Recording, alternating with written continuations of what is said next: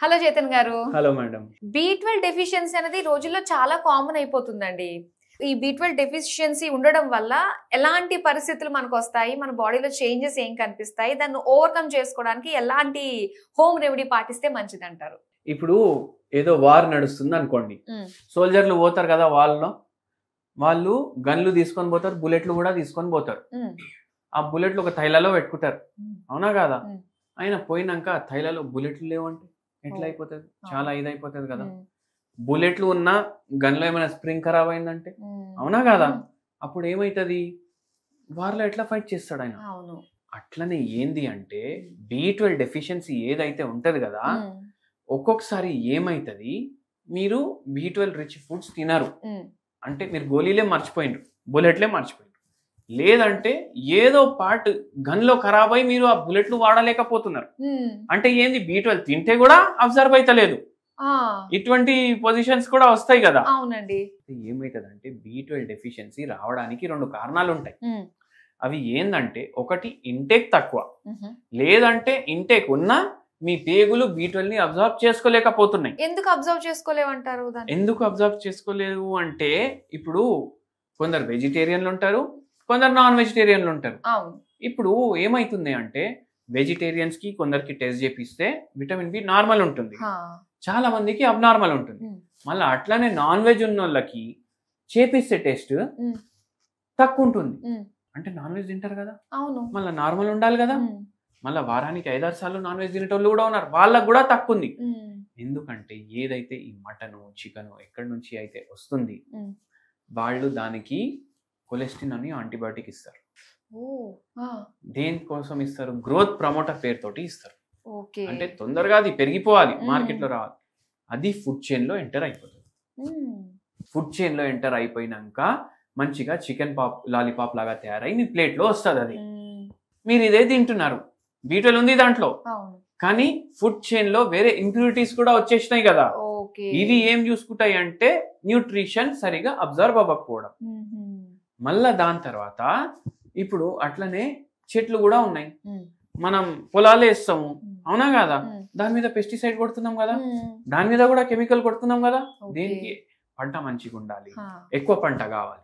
మళ్ళా అది ఏం చేస్తాం మనం, మీరు ఒకటి చూడండి, మనకు స్కూల్లో నేర్పిస్తారు, ఫ్రూట్స్ ఏమో బయటికి వెళ్ళి తీసుకొస్తే మంచిగా వాష్ చేయాలి.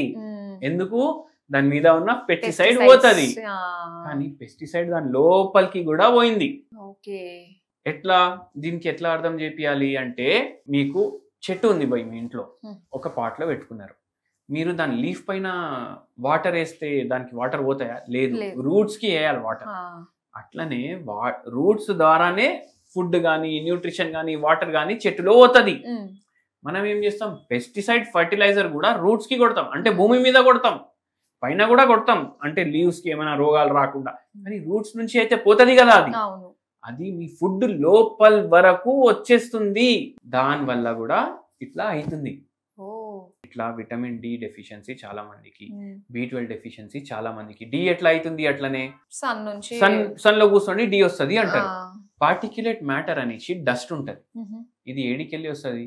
ఫ్యాక్టరీలకు వెళ్ళి పొగలు రావడం, మళ్ళా బండ్లకు వెళ్ళి పొగలు రావడం, ఇవన్నీ మన కాలుష్యం కాజ్ చేస్తాయి. ఇవి ఈ కాలుష్యంలో ఏమవుతుంది అంటే, ఏదైతే UVB రేస్ ఉంటాయి, అంటే సన్లైట్, అంటే ఏ సన్లైట్ అంటే ఆ సన్లైట్ కాదు, సన్లైట్ లో కూడా టైప్లు ఉంటాయి, మళ్ళీ అదే అన్ని కలిసి వస్తాయి అవి. అయితే దాంట్లో UVB రేస్ ఉంటాయి, అవి కింద వరకు రావాలి. కానీ పార్టిక్యులేట్ మ్యాటర్ ఉండడం వల్ల దానికి హిట్ అయ్యి అది రిఫ్లెక్ట్ అయిపోయి పైకి వెళ్ళిపోతుంది. అంత డస్ట్ ఉంది ఇప్పుడు, దానివల్ల మీరు ఎండలో కూర్చున్నా మీకు డీ ప్రొడ్యూస్ అయితే లేదు. ఇప్పుడు ఇవి రెండు తక్కువ ఉన్నాయి. మతి మార్పు రావడం, నిద్ర చక్కగా లేకపోవడం, మోషన్స్ లో ప్రాబ్లం అవ్వడం, ఇవన్నిటికన్నా ఎక్కువ నరాలు చచ్చుబడి పోవడం. ఇప్పుడు మీరు చెప్పినవి ఏవైతే జబ్బులు ఉన్నాయో చాలా మంది ఇళ్లలో ప్రతి ఒక్కరు ఫేస్ చేస్తున్నామేనండి దీనివల్ల అయితే. ఇవన్నీ అవుతున్నాయి. సో అందుకే B12 డెఫిషియన్సీ అయ్యి ఇట్లా నరాల బలహీనత వచ్చేటోళ్ళు చాలా మంది ఉన్నారు. మళ్ళా దాని తర్వాత B12 తక్కువ ఉంటది కదా, B12 తక్కువ ఉంటే రక్తం కూడా తక్కువ అవుతుంది బాడీలో.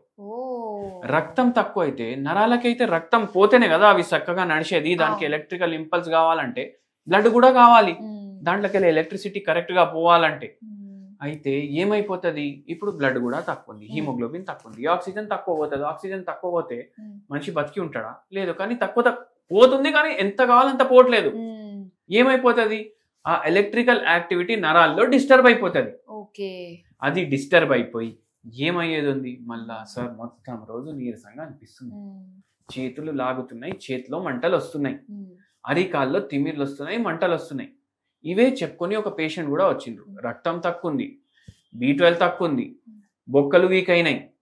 మళ్ళా నేను గుర్తు పెట్టుకోలేకపోతున్నా ఏమేం నేను ఎక్కడెక్కడ పెట్టినా అనేసి, అవి కూడా గుర్తుంటలేవు నాకు. ఇట్లా చెప్తున్నారు పేషెంట్. మళ్ళా ఇట్లా కరెంట్ కొడుతుంది కాళ్ళలో, అట్లా అనిపిస్తుంది, నిల్చోడానికి వస్తలేదు, ఎక్కడ పడిపోతానా అనేసి భయం అనేసి ఇట్లా అంటున్నారు. అయితే ఈ పేషెంట్కి మనం హోమియోపతి మందులు ఇచ్చినాం. హోమియోపతి సిద్ధాంతం ఏంటంటే ఏవి ఇన్వేజివ్ ప్రొసీజర్ లేకుండా, ఆపరేషన్లు చేయకుండా మనం మందులతోటి తప్పియాలి. కానీ లాంగ్ ప్రాసెస్ అని చెప్పేసి అనుకుంటూ ఉంటారు. ఇప్పుడు ఇంకో లైఫ్ స్పాన్ ఇంకో 30 ఏళ్ళు ఉందనుకోండి, ఇంకో 30 ఏళ్ళు మీ రోగంతో ఉండాలి అనేసి చెప్పడం బెటరా? ఒక 6 months 1 year వాడండి, పూర్తిగా తగ్గుతుంది. ఏది బెటర్? ఇదే కదా. మళ్ళా హోమియోపతి మందులు మనం ఒక 6 months కి 1 year కి వాడమని చెప్తున్నాం. 2 నెలలకి మందులు ఇస్తాం. 2 నెలలకి మందులు ఇస్తే ఫస్ట్ 2 months లోనే వాళ్ళకి బెటర్ అనిపిస్తుంది. ఈ పేషెంట్ కి ఫస్ట్ 2 months లోనే 40% 50% తేడా వచ్చింది. ఒక 4 నెలలు 5 నెలల తర్వాత అసలు ఏం అనిపించదు, ఎందుకంటే రక్తం కూడా పైకి పోతుంది, మళ్ళా దాంతో పాటు B12 కూడా పెరుగుతుంది, మంచిగా ఉంటది, సిగ్నల్స్ కూడా కరెక్ట్ గా పాస్ అవుతాయి. కానీ మనం మందులు ఆపం. అప్పటికి ఒక 2-3 సార్లు 2-3 నెలలకి రిపోర్ట్లు చేపిస్తాం, అన్ని నార్మల్ వచ్చినాయి అంటే మందులు ఆపేస్తాం, ఇంకా మందు అవసరం పడదు దాని తర్వాత అట్లా. అయితే B12 కి ఇంట్లో చేసుకునే రెమెడీ ఏముంది డాక్టర్ గారు? B12 మీకు డెఫిషియన్సీ ఉంది, లేకపోతే అబ్జర్వ్ అవుతలేదు చక్కగా అంటే మీరు ఏం చేయండి అంటే, కూరగాయలు అమ్మే మార్కెట్లు ఉంటాయి కదా, ఆడికి పోతే మీకు పచ్చి పసుపు దొరుకుతుంది, ఏది కొమ్మ దొరుకుతుంది, మొత్తం పచ్చి పసుపు కొమ్మ ఇంత సైజ్ అనుకోండి, చిన్న సైజు. మళ్ళా దాంతో పాటు అల్లం చిన్న సైజు, ఇవి 2 దంచుకోండి. దీని మీద కొంచెం మీరు తేనె వేయండి, ఇది కొద్దిగా వేడి చేసుకోండి, ఇది మొత్తం కలుపుకొని మంచిగా దంచేసి మొత్తం కలుపుకొని ఇది డైలీ 1 చెంచా తినండి. మీకు దీంట్లో బెనిఫిషియల్ ఉంటుంది. అంటే B12 మంచిగా అబ్జర్వ్ అయ్యేటట్టు, ఇన్ఫ్లమేషన్ అయిపోతుంది కదా బాడీలో, అది తగ్గడానికి, కొద్దిగా బలం కొద్దిగా అనిపించడానికి ఇది చేస్తే కొద్దిగా బెటర్ ఉంటుంది. Okay, thank you so much doctor గారు. థ్యాంక్ యూ అండి.